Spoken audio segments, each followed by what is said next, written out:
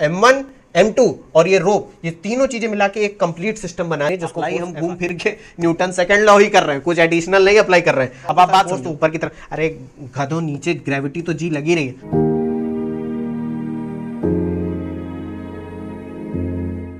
Hello बच्चों, welcome to lecture 22। आज हम लोग पढ़ेंगे motion of connected bodies. Last lecture में हम लोगों ने पढ़ा था टेंशन। अगर वो टेंशन नहीं पढ़ा है तो देख लेना, वरना ये वाला लेक्चर टेंशन देगा, क्योंकि उसमें इतनी बातें करी थी, वो सब थोड़ा बहुत काम आएंगे अभी, ठीक है। तो वो देख लेना जाके। जल्दी से समझते हैं मोशन ऑफ कनेक्टेड बॉडीज। देखो याद करो, हम लोगों ने एक लेक्चर में पढ़ा था कांटेक्ट में अगर बॉडीज़ हैं तो उनके मोशन को एनालाइज करना, मतलब एक से ज़्यादा बॉडीज़ हैं, 2 या 3, और वो कांटेक्ट में है, उन पे फोर्सेस लग रही हैं तो क्या एक्सेलरेशन होगा, क्या वेलोसिटी, ये सब हम लोगों ने पढ़ा था, ठीक है। उसमें हम लोगों ने जाना क्या था कि अगर मान लेते हैं, याद कराता हूँ मैं आपको, मैंने क्या बताया था। बताया था ये था कि मान लेते हैं एक सरफेस पे 2 ब्लॉक्स हैं, वो कांटेक्ट में है, एक M1 है एक M2 है, और इस पर एक पुशिंग फोर्स मान लो इस साइड से इसको पुश कर रहे हैं। तो और आपसे कहा जाए कि इस पूरे सिस्टम का एक्सेलरेशन बताओ, तो हम लोगों ने एक मेथड पढ़ा था जिससे हम डायरेक्टली निकाल सकते थे एक्सेलरेशन। क्या था वो मेथड कि A is equal to net pulling oblique pushing force, जैसे भी फोर्स हो, पुश कर रहे हो तो पुश, पुल कर रहे हो तो पुल, ठीक है।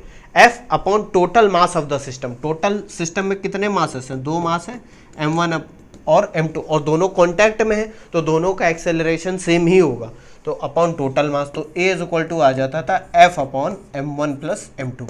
अब वो था motion of bodies in contact, touch कर रहे हैं। यहाँ पर क्या है? Motion of connected bodies. Motion of, इसको देखो, ये तो याद होगा क्या आपको, ठीक है।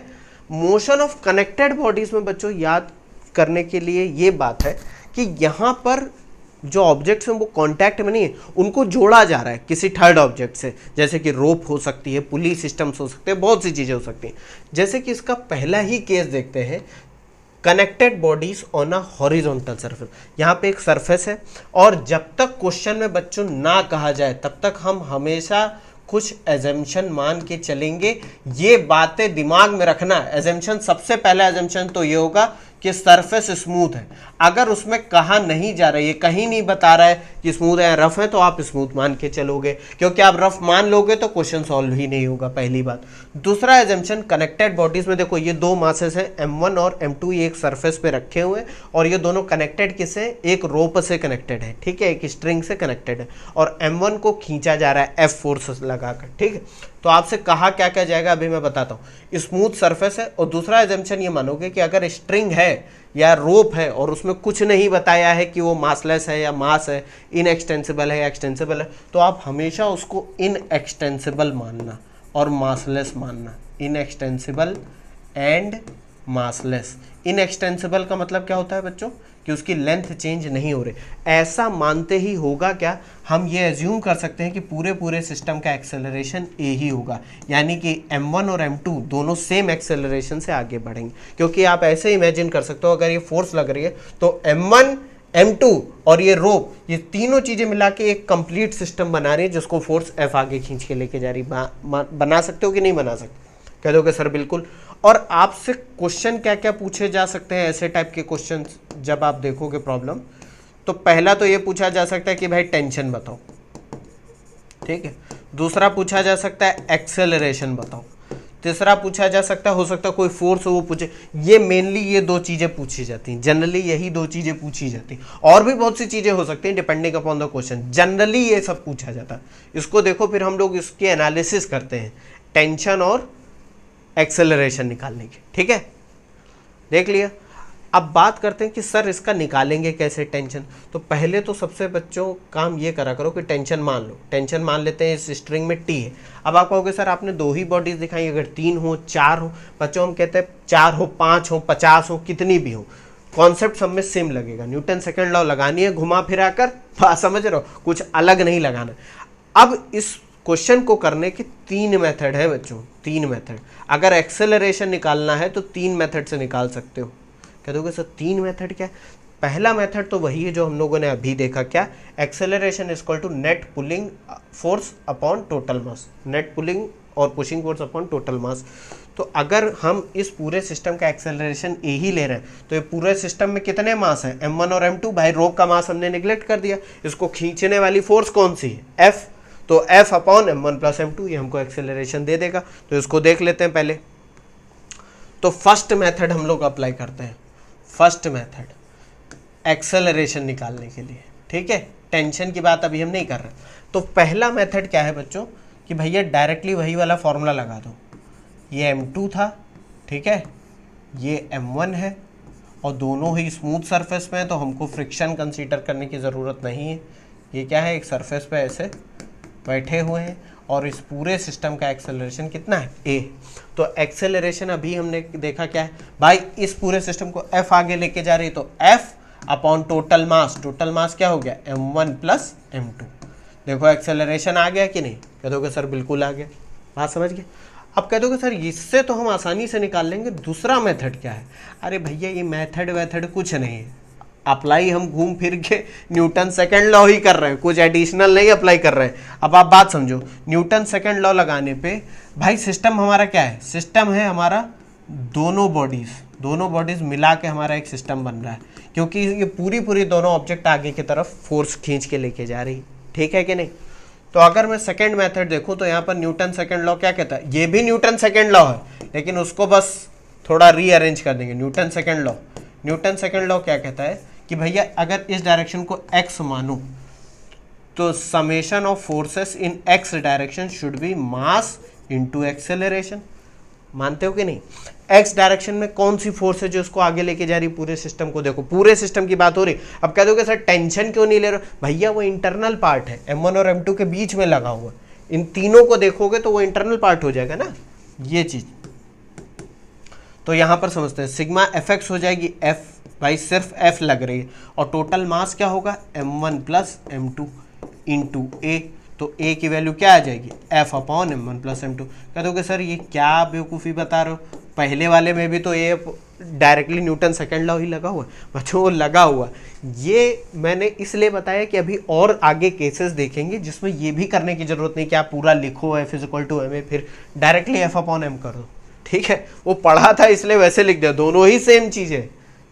अब कहोगे सर तीसरा मेथड क्या है जो सबसे इंपॉर्टेंट है, मैं हर बच्चे से कहता हूं, इवन मैं भी यही करता था कि भैया एक्सेलरेशन आप निकाल के रख दो, उसके बाद आप इंडिविजुअल ऑब्जेक्ट का फ्री बॉडी डायग्राम बनाओ और उस पर f equal to ma apply करो। बात समझे कि नहीं। तो ये हो गए दो मेथड जिसमें हमने पूरे सिस्टम को कंसीडर करा। अब तीसरे मेथड में हम इंडिविजुअल कंसीडर करेंगे m1 और m2 को, ये देख लो एक बार, ठीक है। तो जो दूसरा मेथड है उसमें हम लोग क्या करने वाले, दूसरा नहीं तीसरा थर्ड मेथड में बच्चों कुछ नहीं करना है, सिंपल सा हम क्या करेंगे ऑब्जेक्ट को तोड़ देंगे। तो सबसे पहला वाला क्या है, ऑब्जेक्ट को तोड़ना नहीं है, मतलब सिस्टम को दो पार्ट में डिवाइड कर लेंगे जितने भी मासेस हैं। ये हो गया m1। अब कुछ बच्चे यहाँ कंफ्यूज होकर कहेंगे कि सर ये सरफेस पे रखा है तो इस पर नॉर्मल रिएक्शन भी तो आएगी। ये बच्चों याद करो, हम लोग ध्यान दे चुके हैं इस बात पर कि जिस डायरेक्शन में एक्सेलरेशन है और जिस डायरेक्शन में फोर्सेस हैं वो सब हम कंसीडर करेंगे सिर्फ मोशन की डायरेक्शन में। अब नॉर्मल फोर्सेस को अभी दिखाने की ज़रूरत है नहीं बच्चों, बात समझ में आ रही कि नहीं। वो जब हम लोग फ्रिक्शन और ये सब पढ़ेंगे तब उनको दिखाना पड़ेगा, अभी उनकी ज़रूरत नहीं है, ठीक है, दिमाग मत लगाना ज़्यादा। तो थर्ड मेथड में हमने क्या करा, m1 पे कौन सी फोर्स लग रही है, देखो m1 पे f लग रही है सिर्फ इस डायरेक्शन में, और क्योंकि टेंशन जब दिखाओगे तो टेंशन भाई इक्वल एंड अपोजिट दिखाया जाता है, ऐसे दिखाया जाता है, और क्योंकि इनएक्सटेंसिबल है मासलेस है तो टेंशन पूरी रोप में सेम होगा कि नहीं। तो यहाँ पर इस डायरेक्शन में हो गई एक फोर्स f और इस डायरेक्शन में टेंशन हो गया t। बात समझे। तो यहाँ पर न्यूटन सेकंड लॉ लगाएंगे तो सिग्मा एफ एक्स यानी sum of forces in X direction should be mass into acceleration, acceleration इसका a है कि नहीं।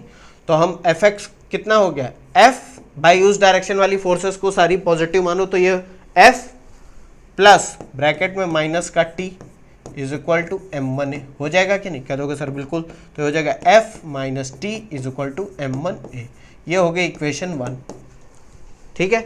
दूसरी इक्वेशन कैसे बनेगी, दूसरी इक्वेशन बनेगी m2 पे। अब ध्यान से समझो, यहाँ पर आ जाओ, m2 पे कितनी फोर्स लग रही है, सिर्फ टेंशन ही तो लग रहा है इस डायरेक्शन में, और तो कोई एक्सटर्नल फोर्स है नहीं। तो m2 के लिए ड्रॉ करते हैं, तो m2 और ये हो गया t, इसका एक्सेलरेशन हो गया a।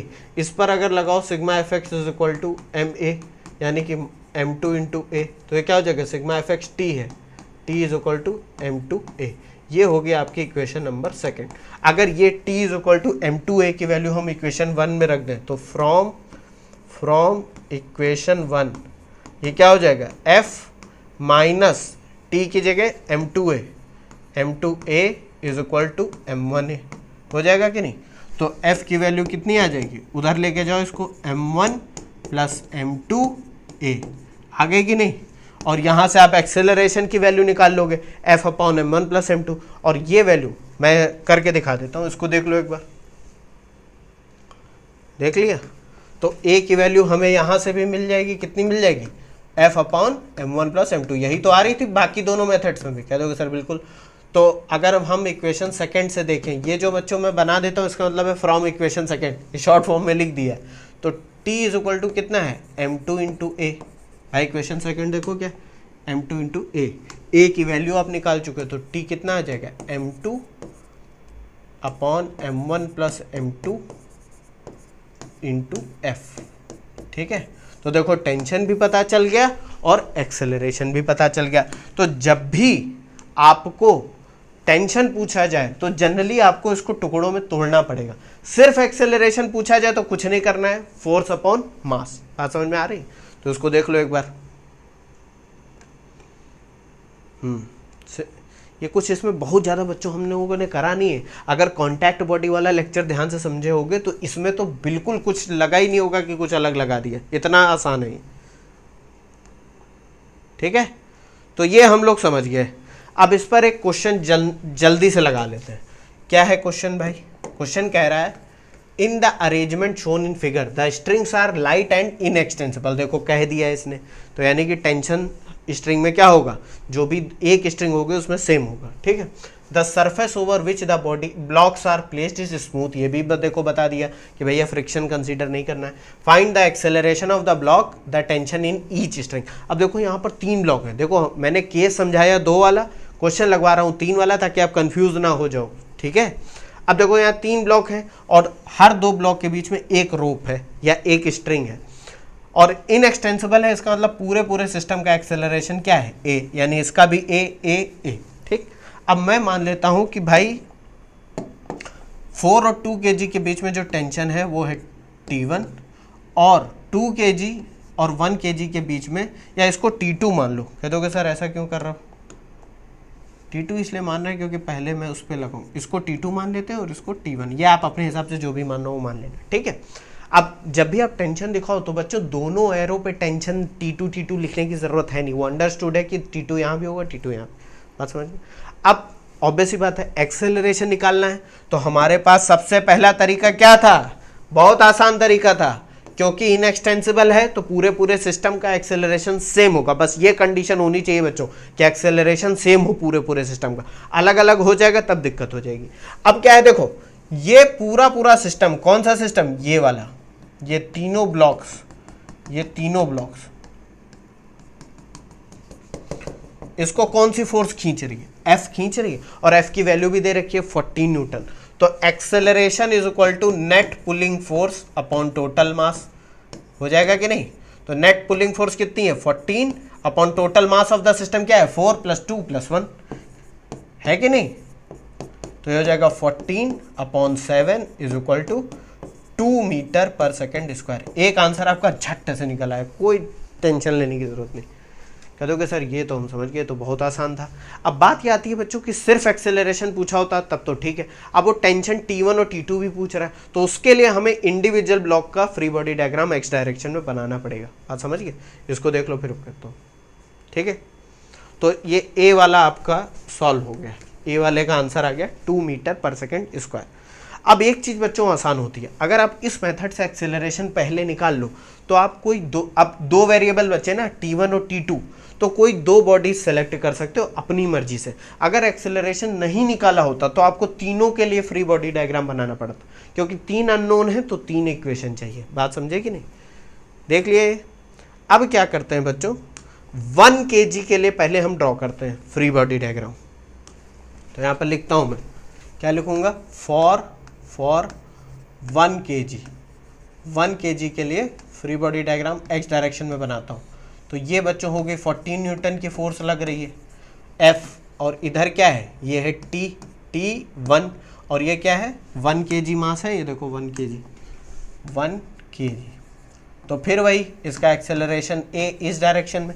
अब एक्सेलरेशन हमको पता चल चुका है, तो यहाँ पर फिर वही लगा देंगे sigma Fx is equal to mass into acceleration. तो Fx कितना हो जाएगा 14 माइनस का t, भाई ये उधर जा रहा है ना, माइनस का t is equal to mass हो गया 1 और एक्सेलरेशन कितना निकाल चुके हैं 2। तो ये टेंशन कितना आ जाएगा, ये टेंशन यहाँ पर T1 है, तो T1 ले लो 14 minus T1 is equal to 2। ये T1 उधर ले जाओ, 2 इधर ले जाओ, तो ये T1 इज इक्वल टू हो जाएगा 14 minus 2 is equal to 12 newton. ये आपका आंसर आ गया। देखो एक टेंशन पता चल गया आपको, ये पता चल गया। अब आपके पास दो ऑप्शन है, क्या कि भैया या तो 2 kg के लिए फ्री बॉडी डायग्राम बना लो, तो इधर हो जाएगा T1 इधर हो जाएगा T2, आपको T2 पता चल जाएगा, या तो 4 kg के लिए बना लो। अब इसमें थोड़ी कैलकुलेशन ज़्यादा करनी पड़ेगी, तो आप डायरेक्टली 4 kg पे। ऐसा आप क्यों चॉइस कर पा रहे हो, अपने लिए ले पा रहे हो, क्योंकि आप एक्सेलरेशन पहले ही निकाल चुके हो। अगर एक्सेलरेशन नहीं निकाला होता तो तीनों के लिए बनाना पड़ता फ्री बॉडी डायग्राम, वो मैं अभी बता दूंगा आपको। तो मैं डायरेक्टली 4 kg को ले लेता हूँ, ठीक है। तो यहाँ पर मैं लिख रहा हूँ, क्या लिख रहा हूँ, फॉर 4 kg। तो 4 kg पे बच्चों जो फोर्स लग रही है वो सिर्फ T2 है, T2 है कि नहीं है भाई, और तो कोई फोर्स है नहीं। देखो अगर इसको मैं यहाँ से कट करूँ इस तरीके से, तो सिर्फ T2 ही तो दिख रही है, और तो कुछ दिख नहीं रहा। और ये एक्सेलरेशन आपका, तो यहाँ पर T2 इज इक्वल टू क्या हो जाएगा, force is equal to mass into acceleration 4a। तो T2 is equal to 4, a की वैल्यू 2 है, तो ये हो जाएगी 8 न्यूटन। ये आ गया आपका आंसर, आ गया कि नहीं। अब कहोगे सर इससे तो बड़ी आसानी से निकला है, इसको देखो एक बार जल्दी से, देख लिया। अब अगर आपको एक्सेलरेशन ना पता होता, मान लो आप पहले वाले मेथड से एक्सेलरेशन ना निकालते, तब आपको 1, 2 और 4 तीनों मासेस के लिए अलग अलग इक्वेशन लिखनी पड़ती। क्यों, क्योंकि 3 अननोन होते हैं। वो मैं करके दिखा देता हूं जल्दी से। ये क्या है, थर्ड मेथड जो हम लोगों ने पढ़ा था कि आप लोग डायरेक्टली थर्ड मेथड पे जंप कर जाओ और एक्सेलरेशन ना निकालो। तो पहले मैं 1 kg के लिए बना देता हूं। तो 1 kg ये इधर हो जाएगी 14 न्यूटन और इधर हो जाएगा T1। तो मैं बच्चों डायरेक्ट लिखूंगा, क्योंकि ये बस समझाने के लिए आपको बता रहा हूँ। 14 minus T1 is equal to mass कितना है 1 इंटू a, एक्सेलरेशन तो a ही होगा पूरे सिस्टम का, तो ये हो जाएगा 14 minus T1 is equal to a की इक्वेशन आपको मिल जाएगी इक्वेशन 1, ठीक है। अब मैं 2 kg के लिए ड्रॉ करूंगा। तो देखो बच्चों 2 kg पे सिर्फ 2 रोप लगी हुई हैं, देखो यहाँ पर ध्यान से समझो, एक ये इधर T1 और एक इधर T2, तो यहाँ पर 2 ही तो फोर्सेस होंगी, ये हो जाएगा T1 और ये हो जाएगा T2, और ये है एक्सेलरेशन a। तो यहाँ पर मैं लिखने जा रहा हूँ, क्या लिखूंगा, T1 माइनस का T2 is equal to 2a, हो जाएगा कि नहीं। ये आ गई आपकी इक्वेशन सेकंड। और फिर 4 kg के लिए मैं बनाऊंगा, तो 4 kg पे तो T2 लग रहा है और ये एक्सेलरेशन है a, तो T2 कितना हो जाएगा बच्चों, T2 हो जाएगा 4 इंटू a। कह दोगे सर 3 इक्वेशन मिल गए कि नहीं। देखो 1, 2 और 3। अब अगर मैं इन तीनों इक्वेशन को जोड़ दूं, भाई 3 अननोन है, तो मैं क्या करता हूं, इक्वेशन 1 प्लस 2 प्लस 3 तीनों को जोड़ देता हूं। तो देखो ये हो जाएगा लेफ्ट हैंड साइड जोड़ो 14 माइनस T1 प्लस ये वाली इक्वेशन का left hand side T1 minus T2 plus ये वाली इक्वेशन का left hand side T2 is equal to right hand side जोड़ो a प्लस सेकेंड इक्वेशन का 2a प्लस थर्ड इक्वेशन का 4a, है कि नहीं। तो इसमें देखो T1 से T1 कैंसिल हो गया, T2 से T2 कैंसिल हो गया, ये हो गया 14 is equal to a plus 2a plus 4a 7a। तो a की वैल्यू आ जाएगी 2 मीटर पर सेकेंड स्क्वायर। देखो यहाँ से भी आंसर आ रहा है डायरेक्टली, a की वैल्यू आ गई तो किस इक्वेशन में वैल्यू पुट कर दो, उस इक्वेशन में a की वैल्यू 2 पुट करोगे तो T1 12 आ जाएगा, यहाँ पर 2 पुट करोगे तो 8 आ जाएगा T2। आंसर आ गया कि नहीं। देखो मेथड कोई भी अप्लाई करो, कॉन्सेप्ट अगर सेम लगा रहे हो, मतलब आपको पढ़ा हुआ है कॉन्सेप्ट और आपने लगाया है सही कॉन्सेप्ट, तो आंसर सही ही आएगा, ठीक है। देख लिया। अब ये जो बच्चों कुछ और केसेस हैं। पहला केस तो आपने देख लिया कि हॉरिजॉन्टल सरफेस पे ब्लॉक रखे हैं और कनेक्टेड है। ये वाला केस क्या है कि भैया ब्लॉक जो है वो रेस्ट में है और वो वर्टिकली कनेक्टेड है रोप से। कौन कौन सी रोप? एक रोप ये है, एक रोप ये है, एक रोप ये है कि नहीं? तो सबसे पहला काम तो बच्चों यही करा करो कि भाई ग्रेविटी तो लगी रही है, अर्थ पर सारी एनालिसिस हो रही है, तो M1 और M2 के बीच में मैं मान लेता हूँ कि टेंशन है T1, M2 और M3 के बीच में टेंशन है T2 और M3 और रूफ के बीच में टेंशन है T3। अब इस केस में जब भी आप ऐसे क्वेश्चन में आओ तो याद करो, हम लोगों ने जब कांटेक्ट में बॉडीज पढ़ी थी तो एक के ऊपर एक जो पाइलअप वाला केस था उसमें हम कहाँ से चालू करते थे? सबसे टॉप से। इन केसेस में सबसे बॉटम से स्टार्ट करो। बॉटम से स्टार्ट यानी कि जो सबसे दूर है mass from the point of connection, उससे स्टार्ट करो। तो सबसे दूर कौन सा मास है? M1। तो वी विल स्टार्ट, मैं यहाँ लिख देता हूँ, we will start from M1। ठीक है, M1 से आप क्या करो? फोर्स बैलेंस अप्लाई करना चालू करो, फ्री बॉडी डायग्राम बनाना चालू करो। तो इस रोप को आप यहाँ से कट करोगे फ्री बॉडी डायग्राम बनाने के लिए। तो M1 का अगर मैं फ्री बॉडी डायग्राम बनाऊँ तो M1 का वेट कितना लगेगा? नीचे की तरफ M1G और इस पर टेंशन कहाँ जा रहा है? ऊपर की तरफ T1। और क्योंकि ये रेस्ट पर है तो नेट फोर्स कितनी होनी चाहिए भाई? रेस्ट पर 0 होनी चाहिए कि नहीं? तो आप किसी भी ऊपर वाले को पॉजिटिव ले लो, नीचे वाले को जो भी आपको लेना हो। मैं क्या करता हूँ, इसको पॉजिटिव ले लेता हूँ इस डायरेक्शन में। तो T1 माइनस का M1G इज इक्वल टू 0 हो जाएगा कि नहीं? तो T1 is equal to M1G। तो आपको टेंशन इन रोप 1 मिल गया। बात समझे कि नहीं? ये हो गई इक्वेशन 1। इसको देखो एक बार भाई, T1 is equal to M1G होगा, वही वहाँ पर लिखा हुआ है। कह दोगे सर बिल्कुल। अब M2 के लिए ड्रॉ करते हैं। तो M2 में बच्चों बहुत बच्चे गलतियां करते हैं, क्या कि भैया M2G दिखा देंगे, T2 दिखा देंगे। अरे इससे दूसरी वाली रोप भी तो कनेक्टेड है, M1 वाली, वो भी तो दिखानी पड़ेगी। तो M2 के लिए बनाता हूं मैं M2। तो देखो बच्चों M2, ठीक है। अब M2 पे ये वाला जो था T1 ये तो लगेगा ही लगेगा, और ऊपर की तरफ क्या चला जाएगा? T2, और इसका वेट तो नीचे की तरफ M2G लगेगा ही लगेगा कि नहीं लगेगा? और यहाँ पर एक चीज़ ध्यान, इसको y डायरेक्शन तो Fy में 0 ले लेता हूँ, ठीक है। ऐसे दिखाने से थोड़ा गलतियाँ कम होती हैं, x और y दिखाने। तो यहाँ पर भी sigma Fy is equal to 0 ले लो। ऊपर वाली डायरेक्शन को पॉजिटिव माना है तो T2 माइनस का T1 माइनस का M2G इज इक्वल टू 0 हो जाएगा कि नहीं? कह दोगे सर बिल्कुल। तो T2 की वैल्यू क्या आ जाएगी? T1 plus M2G। और कह दोगे सर T1 तो हम लोग निकाल चुके हैं, T1 कितना है? M1G। तो ये कितना हो जाएगा? T2 is equal to M1G plus M2G।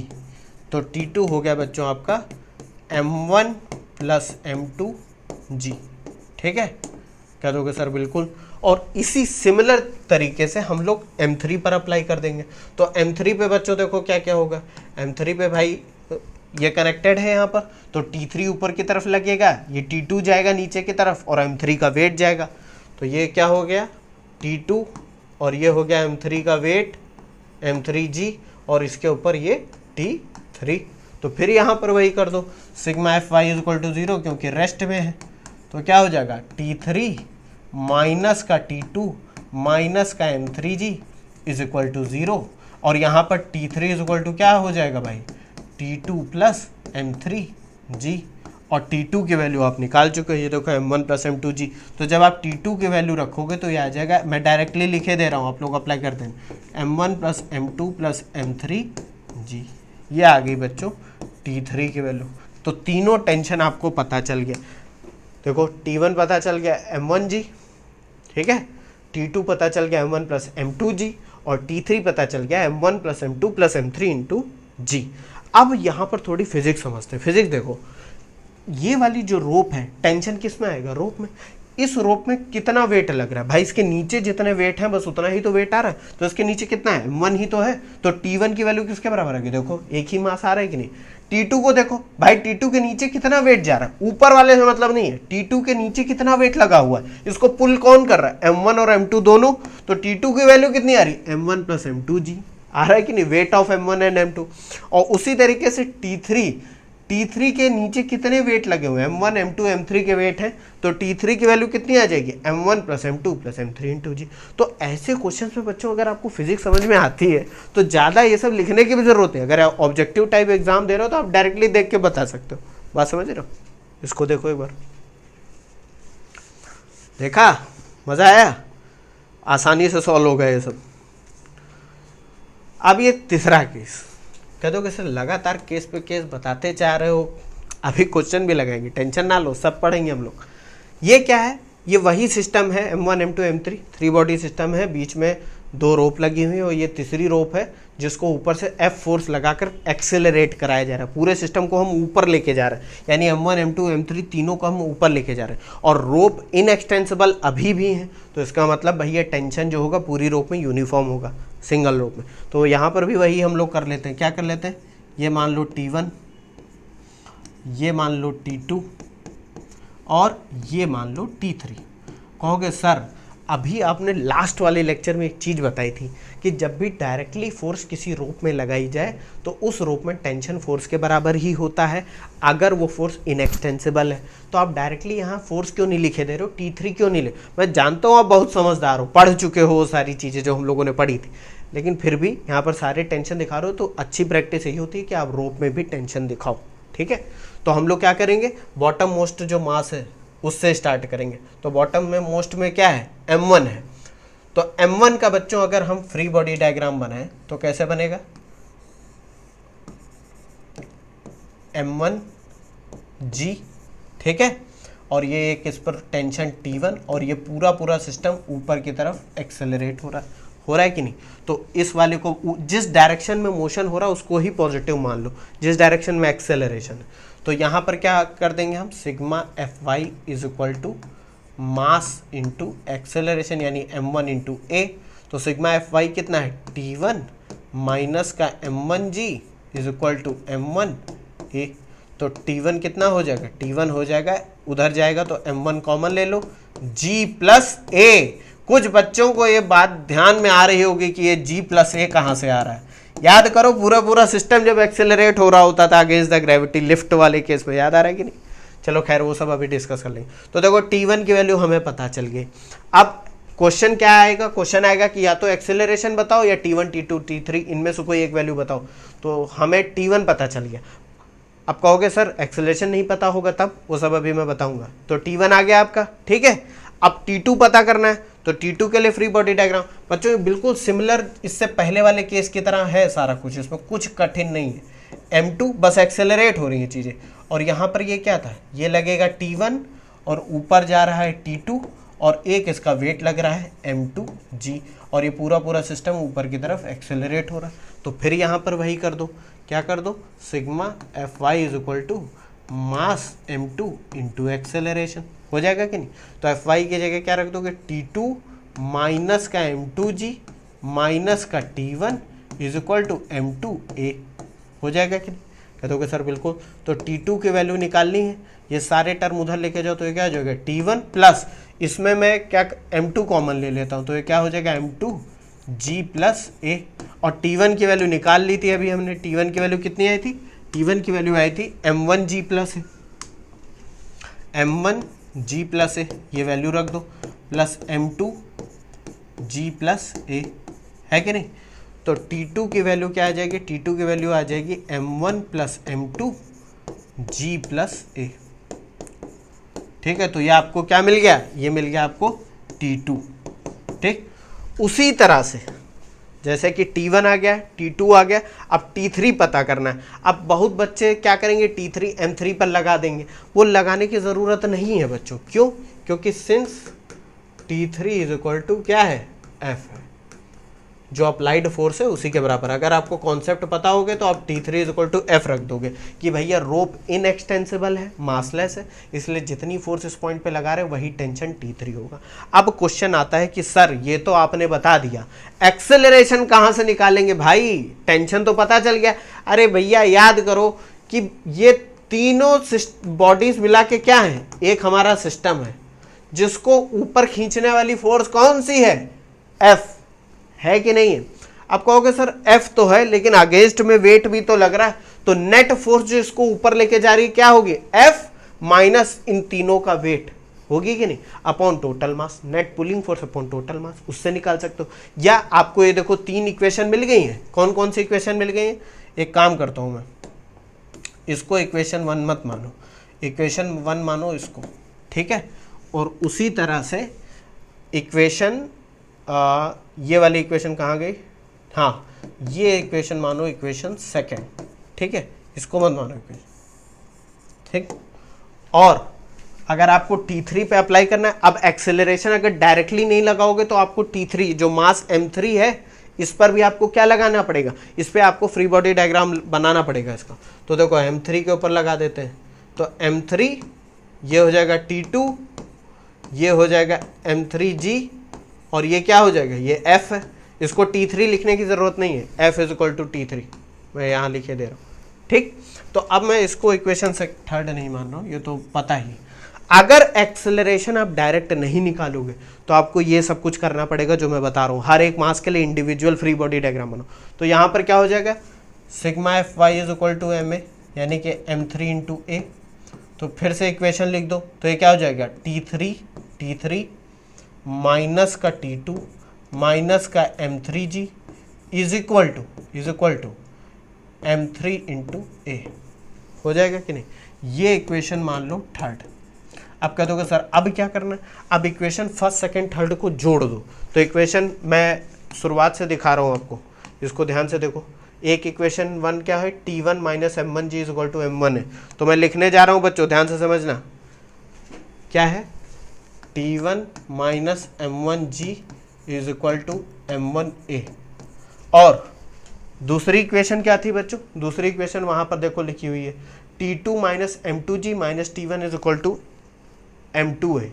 तो क्या हो जाएगी ये, T2 माइनस M2G माइनस क्या था, T1 is equal to M2 है, T1 is equal to M2A। और तीसरी इक्वेशन बच्चों क्या है, तीसरी इक्वेशन ये आ गई, T3 minus T2 minus M3G, T3 minus T2 minus M3G is equal to M3A, है कि नहीं। तीनों इक्वेशन है। अब इन तीनों इक्वेशन को मैं जोड़ देता हूँ, क्या कर देता हूँ, जोड़ देता हूँ। तो अब यहाँ पर जो जो कैंसिल हो रहा है उसको कैंसिल कर दो। क्या क्या कैंसिल हो रहा है भाई, T1 से T1 कैंसिल हो गया, T2 से T2 कैंसिल हो गया कि नहीं। और यहाँ बचा क्या, इस T3 की जगह पे बच्चों याद करो हम लोग F रख सकते हैं, डायरेक्टली F रख सकते हैं।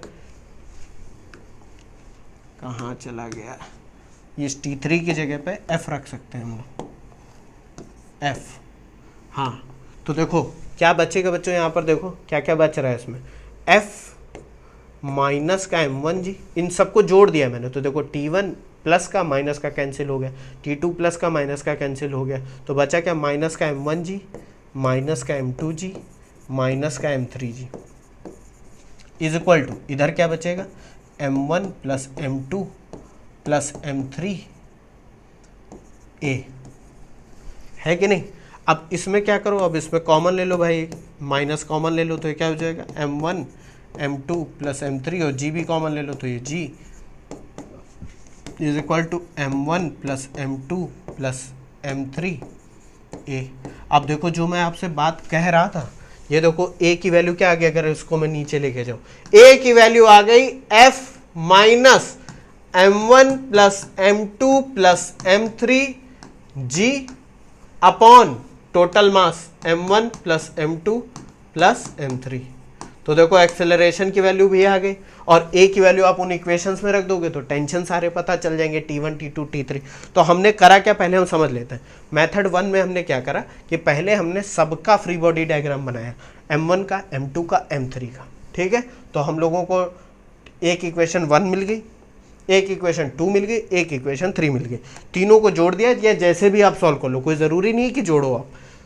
तो उसमें हमको एक्सेलरेशन की वैल्यू नॉन क्वांटिटीज़ के टर्म में पता चल गई, ये आ गई हमारी वैल्यू। और जब एक्सेलरेशन पता चल गया तो हर एक इक्वेशन में A की वैल्यू रख देंगे, T1 T2, और T3 तो ऑलरेडी पता है वो फोर्स के बराबर ही, ठीक है, F is equal to T3। बात समझ गए।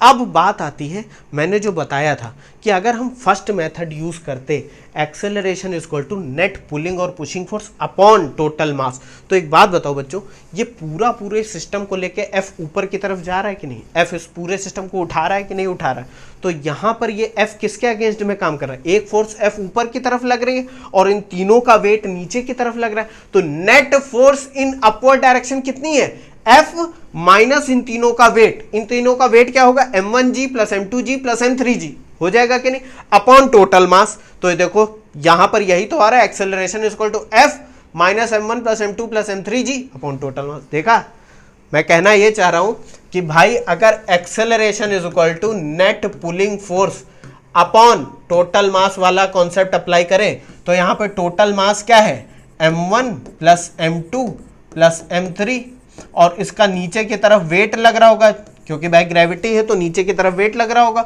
और फोर्स ऊपर की तरफ जा रही है, एक्सेलरेशन ऊपर की तरफ हो रहा है, तो acceleration is equal to net pulling force, net pulling force क्या होगी, F minus m1 plus m2 plus m3 g, यानी कि वेट, तो ये हो जाएगा F minus weight upon total mass, total mass क्या है, m1 plus m2 plus m3, directly value put कर दो, f minus m1 plus m2 plus m3 g upon total mass m1 plus m2 plus m3। कितनी आसानी से बच्चों acceleration निकल के आएगा, आपको इक्वेशंस भी लिखनी नहीं पड़ेंगी। तो अगर आपको डायरेक्ट ऐसे क्वेश्चन आ जाए तो कुछ नहीं करना है, अगर टेंशन ना पूछा जाए तो ये देखो क्या स्ट्रिंग इनएक्सटेंसिबल है, हाँ है, पूरे सिस्टम को कौन सी फोर्सेस ऊपर नीचे या आगे पीछे कर रही हैं, नेट फोर्स निकालो। इस केस में एफ माइनस वेट, ये नेट फोर्स है जो कि ऊपर की तरफ है, net force upon total mass. आ गया आंसर, कोई दिक्कत नहीं, डायरेक्ट आंसर आ गया। बात समझे कि नहीं, इसको देख लो एक बार, देख तो लिया ही है। अब एक क्वेश्चन बच्चों जल्दी से सॉल्व करते हैं, बहुत आसान सा क्वेश्चन है। क्या कह रहे हैं कि two blocks of mass 4 kg and 2 kg are attached by an inextensible string as shown in the figure. ये तो आसान हो गया, बिल्कुल आसान। बोथ ब्लॉक्स, ये स्पेलिंग गलत हो गई, both blocks are pulled vertically upwards bye a force 120 Newton, 120 Newton की फोर्स लगा रहे हैं भाई।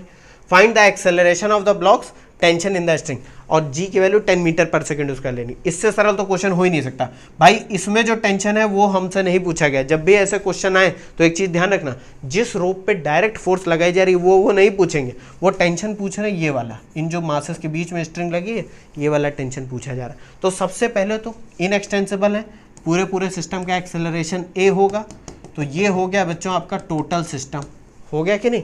तो एक्सेलरेशन पहला वाला पार्ट कैसे निकालेंगे, acceleration is equal to net pulling force upon total mass. Directly बच्चों करने की कोशिश करते हैं जल्दी जल्दी। तो ऊपर की तरफ फोर्स कितनी आ रही है, 120 है, माइनस इसका वेट नीचे की तरफ जाएगा, तो माइनस का 4g माइनस का 2g upon total mass of the system कितना है, 4 + 2 बाई 4 + 2, इतना ही तो। और g की वैल्यू हमको पता है कितनी है, g की वैल्यू कितनी है, g की वैल्यू हम 10 ले लेंगे। इसको मैं नेक्स्ट पेज पर सॉल्व करता हूँ। बात समझ गए कि नहीं। तो हम लोग डायरेक्टली अप्लाई करने की कोशिश करते हैं एक्सेलरेशन निकालने के लिए। तो ये देख लो एक बार, हाँ अब क्या करेंगे हम लोग, g की वैल्यू रखते हैं, तो g की वैल्यू कितनी है 10, तो ये हो जाएगा 40 - 20 अपॉन 6, तो कितना हो जाएगा 60 अपॉन 6, तो a की वैल्यू आ जाएगी 10 मीटर पर सेकेंड स्क्वायर। तो एक तो आपका आंसर ये आ गया, एक आंसर आपका ये आ गया, ठीक है। अब कुछ बच्चे कहेंगे सर यहाँ पर अगर आप directly acceleration f upon m ना लगाकर f = ma लगा दो। अरे बात तो वही है भाई, देख लिया इसको, f = ma का मतलब क्या है। इस क्वेश्चन को अगर हम सेकंड मेथड जो हम लोगों ने समझा था उससे देखें तो क्या था, summation of net force in y direction is equal to mass into acceleration, यही तो था। तो हम लोग उससे भी करके देख लेते हैं जल्दी से। अरे भाई करना कुछ नहीं, नेट फोर्स 120 ऊपर की तरफ minus 4g minus 2g, wait सारे नीचे की तरफ निगेटिव ले रहे हैं, is equal to mass into acceleration. तो मास कितना हो जाएगा 4 + 2 इंटू एक्सेलरेशन। तो भैया इक्वेशन तो वही आ गई ना घूम फिर के, यहाँ से भी एक्सेलरेशन आपका 10 मीटर पर सेकेंड स्क्वायर आ जाएगा। आ जाएगा कि नहीं? कह दोगे सर बिल्कुल आ जाएगा। तो आपको जब एक्सेलरेशन पता चल जाए तब तो आंसर टेंशन का निकालना कोई दिक्कत ही नहीं। अब कुछ बच्चे क्या कहेंगे कि सर 4 kg के लिए फ्री बॉडी डायग्राम बना, मैं कहूँगा हमेशा फ्री बॉडी डायग्राम उसके लिए बनाओ जो आसान हो। अब ये 2 kg वाले के लिए मैं बनाता हूँ क्योंकि इस पर एक ही फोर्स मुझे ऊपर टी दिख रही, यहाँ पर नीचे की टी दिख रही, ऊपर 120 दिख रही, इतना कॉम्प्लिकेट मत करो। तो फॉर 2 kg, फॉर 2 kg के लिए बनाता हूँ मैं, तो ये हो जाएगा 2 kg और ये हो जाएगा इसके ऊपर वेट 2g और इसके ऊपर टेंशन t और ये पूरा सिस्टम एक्सेलरेशन a से ऊपर जा रहा है। कुछ बच्चे गलती क्या कर देते हैं, वो एक्सेलरेशन खा जाते हैं, वो t = 2g लिख के चले आएंगे। यही तो नहीं करना है, यहाँ पर तो एक्सेलरेशन हो रहा है। तो यहाँ पर क्या कर सकते हो, सिग्मा Fy = मास इंटू एक्सेलरेशन। Fy की वैल्यू क्या हो जाएगी, ऊपर की तरफ positive tension t minus 2g = मास यानी कि 2 एक्सेलरेशन a। सबकी वैल्यू पुट कर दो, तो g की वैल्यू 10 है तो ये 20 हो जाएगा, = 2 इंटू एक्सेलरेशन आपने 10 निकाल ही रखा है, तो 10 2 = 20 और ये उधर जाएगा तो टेंशन की वैल्यू आ जाएगी 40 न्यूटन। ये आपका आंसर आ गया बच्चों। देखा कितनी आसानी से क्वेश्चन हो गया। अगर आपको कॉन्सेप्ट समझ में आ जाएंगे तो क्वेश्चन होने में टाइम नहीं लगेगा। ठीक है, ये सारे क्वेश्चन विथ नोट्स सब मिलेगा, टेंशन मत लो, चैप्टर खत्म होने दो। ठीक, देख लिया। अब बात आती है कि बॉडी अगर वर्टिकली एक्सेलरेट हो रही हो लेकिन डाउनवर्ड डायरेक्शन में, नीचे की मतलब आपने तीनों मासेस को ऐसे पकड़ा, आप कहोगे सर फोर्स तो ऊपर की तरफ, अरे गधो नीचे ग्रेविटी तो जी लगी रही है, मैंने पकड़ रखा है इनको, वरना टेंशन कैसे आएगा? टेंशन लाने के लिए पकड़ना पड़ेगा ना इसको, और ये पूरा सिस्टम नीचे की तरफ एक्सेलरेट हो रहा है। ऐसा समझो कि ऐसे मैं रस्सी पकड़ा हुआ हूँ और पूरा सिस्टम नीचे की तरफ जा रहा है, एक्सेलरेट हो रहा है। तो इस केस बहुत सिंपल है, जैसे अभी तक पढ़ते आ रहे हो, बस सारे डायरेक्शन चेंज कर दो। ये T1 मान लो, ये T2 मान लो, और यहाँ ये T3F = T3 है ही। ठीक है, बार बार लिखने की ज़रूरत नहीं मुझे T3। तो यहाँ पर मैं क्या करूँगा, अब बात आती है कि सर एक्सेलरेशन क्या होगा। तो अगर मैं पहले वाले मेथड से एक्सेलरेशन निकालूं तो बच्चों याद करो एक्सेलरेशन क्या हो जाएगा, नेट पुलिंग फोर्स। अब इस डायरेक्शन को पॉजिटिव मान लेना, नीचे वाली को, ऊपर वाली को क्या मान लेना, नेगेटिव, क्योंकि नीचे की तरफ हो रहा है एक्सेलरेशन। तो एक्सेलरेशन देखो, वेट नीचे की तरफ जा रहा है, m1g + m2g + m3g, ये पूरे सिस्टम का वेट क्या है, नीचे की तरफ जा रहा है। और ये F जो है ये अपोजिंग फोर्स है, ये ऊपर की तरफ। तो net force in the direction of acceleration क्या होगी, m1 + m2 + m3g माइनस का F होगी कि नहीं, upon total acceleration, total mass m1 + m2 + m3। देखो डायरेक्टली आपको एक्सेलरेशन मिल गया कि नहीं? कह दोगे सर बिल्कुल मिल गया। या तो F = ma से भी सॉल्व कर सकते हो, लेकिन तीनों को सिस्टम मानना, तीनों को। अब इंडिविजुअल पे चले जाते हैं क्योंकि T1 T2 T3 कुछ भी पूछ सकता है। तो क्या करेंगे, फॉर m1 के लिए फ्री बॉडी डायग्राम बनाओ भाई। तो m1 के लिए क्या हो जाएगा, m1g, tension T1, acceleration a नीचे की तरफ। अब नीचे की तरफ फोर्सेस कौन सी, m1g। तो अब मैं डायरेक्ट लिख रहा हूँ बच्चों, बार बार वो F = ma लिखने की जरूरत नहीं है। Net force in downward direction क्या हो गया, m1g - T1 = m1a। भैया जिस डायरेक्शन में एक्सेलरेशन हो आप उसी डायरेक्शन को पॉजिटिव मान लेना। ठीक है, तो ज़्यादा आसान होगा। ये हो गया इक्वेशन नंबर 1। देखो इसको, फिर m2 के लिए ड्रॉ बनाता हूँ। अगर यहाँ से T1 निकालने की कोशिश करो तो T1 क्या आ जाएगा, m1 कॉमन ले लो, ये उधर ले जाओ तो ये हो जाएगा g - a। हो जाएगा कि नहीं? कह दोगे सर बिल्कुल हो जाएगा। ठीक है, देखो इसको, फिर उसी तरह से क्या करेंगे, हम m2 के लिए ड्रॉ करेंगे। तो m2 के लिए ड्रॉ करो, m2 के लिए बहुत आसान है, ये हो जाएगा T1, ये हो जाएगा वेट इसका m2g, और ये हो जाएगा T2। हो जाएगा कि नहीं? कहोगे सर बिल्कुल। तो ये हो जाएगा T1 + m2g, भाई एक्सेलरेशन तो नीचे की तरफ a है, माइनस T2 = m2a। हो गया कि नहीं? और T2 की वैल्यू आप इसको इक्वेशन मान लो सेकेंड, और अगर आपको T2 निकालना है तो T2 क्या हो जाएगा, T2 हो जाएगा, ये सारे इधर ही रहने तो m2a इधर ले आओ, T1 + m2g - m2a। T1 की वैल्यू आ चुकी है, कितनी आ चुकी है, m1g - है, और इस वाले से m2 कॉमन ले लो तो ये हो जाएगा m2g - है। तो यहाँ से T2 की वैल्यू क्या आ जाएगी, m1 प्लस m2 ब्रैकेट में, एक ब्रैकेट में g माइनस ए। अभी मैं आपको एक बहुत इंपॉर्टेंट बात बताने वाला हूँ, वो समझ जाना। फिर उसी तरीके से अगर मैं आपसे कहूँ T3 क्या होगा, तो T3 आप डायरेक्ट इक्वेशन से भी F इक्वल टू T3 देख के लिख सकते हो, या T1 और T2 के टर्म में, या M1 M2 M3 के टर्म में क्या होगा वो भी लिख सकते हो। तो M3 के लिए भी मैं बच्चों अप्लाई करने जा रहा हूँ। तो M3 के लिए क्या हो जाएगा, M3 ये हो जाएगा T2, ये हो जाएगा M3G वेट, ये हो जाएगा T3। अभी इसको T3 लिखा रहने दो, और एक्सेलरेशन A नीचे की तरफ है। तो यहाँ पर फिर से वही F equal to m a, तो T2 plus M3G minus T3 is equal to M3A। यहाँ से बच्चों ये इक्वेशन आपको मिल गई थर्ड। अब तीनों इक्वेशन को जब आप जोड़ दोगे, तीनों इक्वेशन को, कौन कौन सी इक्वेशन, ये वाली 1 प्लस 2 प्लस 3, इन तीनों इक्वेशन को जोड़ोगे तो एक्सेलरेशन की बच्चों वही वैल्यू मिल जाएगी जो ऊपर लिखी हुई है, m1 plus m2 plus m3g minus f upon total मास। बात समझे, आप जोड़ के देख लेना, अपने आप कर लेना। और यहाँ से अगर मैं T3 की वैल्यू निकालना चाहूँ तो बच्चों T3 की वैल्यू पता है क्या मिलेगी, इसको मैं थोड़ा साफ लिख देता हूँ वरना कन्फ्यूज़ हो जाओगे, बहुत ज़्यादा हौच-पच हो गया है ना। तो ये मैं ऐसे लिखता हूँ T2 plus M3G minus T3 is equal to M3A। ये है आपकी इक्वेशन थर्ड, ठीक है। अब अगर मैं यहाँ से T3 निकालना चाहूँ और T2 की वैल्यू पुट कर दूँ, तो T3 की वैल्यू बच्चों पता है कितनी आएगी, M1 plus M2 plus M3 bracket में G माइनस A। बात समझे। अब देखो मैं जो बताने जा रहा हूँ वो ध्यान से समझना। क्या बताने जा रहा हूँ कि जब हम लोगों ने ऊपर जाने वाला केस पढ़ा था, जब एक्सेलरेशन अपवर्ड हो रहा था, एक्सेलरेशन कहाँ गया, हाँ एक्सेलरेटिंग अपवर्ड, तो एक बात ध्यान रखो, यहाँ पर अगर एक्सेलरेशन ना हो रहा होता तो T1 की वैल्यू कितनी होती है, m1g के बराबर, इससे पहले वाले केस में जहाँ पर रेस्ट में।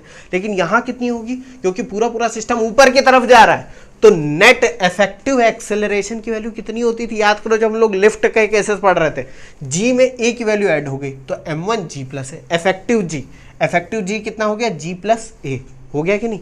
उसी तरह से T2 की वैल्यू कितनी हो जाएगी, T2 की वैल्यू हो जाएगी, इसके नीचे कितने मासेस हैं, m1 और m2, तो इनका इफेक्टिव एक्सेलरेशन इस पर कितना होगा, g प्लस है, तो m1 plus m2 g plus है कि नहीं। मतलब अगर ऐसे क्वेश्चन आ जाए तो आप आंख बंद करके डायरेक्ट ही अप्लाई कर सकते हो, आपको इतना ज्यादा गणित लगाने की जरूरत नहीं है।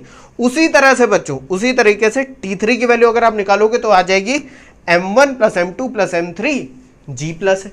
वो तो खैर डायरेक्टली f के बराबर आप लिख भी सकते हो, लेकिन T3 की भी वैल्यू पता चल जाएगी। और सेम सीन कहाँ हुआ, अगर हम लोग चले जाएं वर्टिकली डाउनवर्ड एक्सेलरेशन में, तो देखो जब डाउनवर्ड एक्सेलरेशन होता है तो इफेक्टिव g की वैल्यू कितनी होती है, याद करो, g माइनस ए हो जाती है, ये g और a हल्का लगने लगता है बॉडी को, तो T1 की वैल्यू क्या हो जाएगी, इसके नीचे मास कितना m1 इफेक्टिव g की वैल्यू g माइनस है। उसी तरह से T2 की वैल्यू क्या हो जाएगी, m2 plus m1 g minus है। देखो T2 की वैल्यू कहाँ आ रही है, m1 plus m2 g minus है। उसी तरीके से T3 क्या हो जाएगा, जितने मासेस नीचे m1 plus m2 plus m3 g minus है। देखा कितना इंटरेस्टिंग है। इसी को ध्यान में रखते हुए याद करो, जब हम लोग पाइलअप वाले केसेस पढ़ रहे थे, एक ब्लॉक के ऊपर दूसरा ब्लॉक, दूसरे के ऊपर तीसरा, तो कितना नॉर्मल रिएक्शन आएगा, वैसे ही टेंशन के लिए हम लोग लिख सकते हैं। क्या लिख सकते हैं, टेंशन मान लो किसी पॉइंट P पे पूछा जाए, तो जितने मासेस उस पॉइंट के नीचे उन सबको जोड़ दो इनटू इफेक्टिव जी। इफेक्टिव जी का मतलब क्या है, इसकी वैल्यू g प्लस होगी, g प्लस a होगी जब पूरा सिस्टम ऊपर की तरफ एक्सेलरेट हो रहा हो। इसकी वैल्यू g माइनस a होगी जब पूरा सिस्टम नीचे की तरफ एक्सेलरेट हो रहा होगा, डाउनवर्ड। और इसकी वैल्यू g होगी जब रेस्ट होगा। जैसे कि मान लो अभी ही हम लोगों ने देखा, अगर ये m3 था, ये m2 था और ये क्या था, m1 था कि नहीं था। अब मैं आपसे कह दूं कि भैया ये वाला जो है एक्सेलरेशन बताओ, कौन सा, T2, तो देखो किस पॉइंट पे पूछा गया है, मान लो इस पॉइंट को P दे देते हैं, तो टेंशन एट पॉइंट P कितना है, T2। इसके नीचे कितने मासेस है, सम ऑफ मासेस इस पॉइंट के नीचे m1 और m2, तो ये हो जाएगा m1 प्लस m2। और अगर ये पूरी असेंबली ऊपर जा रही होती है एक्सेलरेशन A से, तो इसकी वैल्यू क्या हो जाती है, g प्लस इफेक्टिव जी, इफेक्टिव। देखा कितना आसान है। और एक्सेलरेशन तो आप निकाल ही सकते हो, नेट पुलिंग और पुशिंग फोर्स अपॉन टोटल मास। मज़ा आया कि नहीं? इंटरेस्टिंग, बहुत मज़ा आया। अब नेक्स्ट वीडियो में कुछ और पढ़ेंगे बच्चों, सीखते रहो, कितना इंटरेस्टिंग है सब। Thank you.